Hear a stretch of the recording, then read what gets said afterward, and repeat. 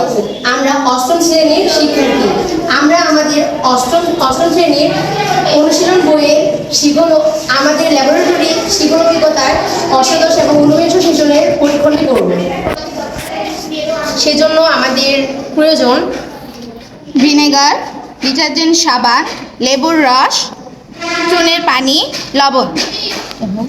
আর আমাদের দুই ধরনের লিটমাস পেপার রাখছে, একটি লাল লিটমাস পেপার এবং আরেকটি নীল লিটমাস পেপার। সর্বপ্রথম আমরা ভিনেগার দিয়ে শুরু করব।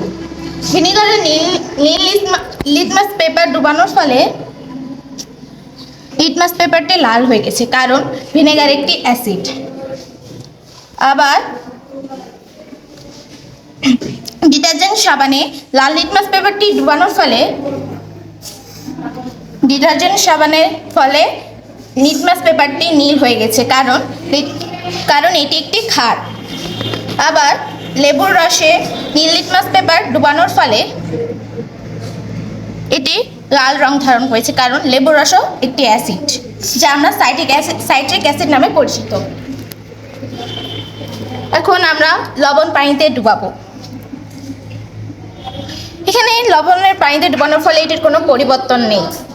আবার আমরা নীল লিটমাস পেপার দিয়েও দেখতে পারি। নীল লিটমাস পেপার দিয়েও এটির কোনো পরিবর্তন নেই, কারণ লবণ একটি নিরপেক্ষ পদার্থ। এখন চুনের পানিতে লাল লিটমাস পেপারটি ডুবানোর ফলে এটি নীল হয়ে গেছে, কারণ চুনের পানিও একটি ক্ষার। ধন্যবাদ।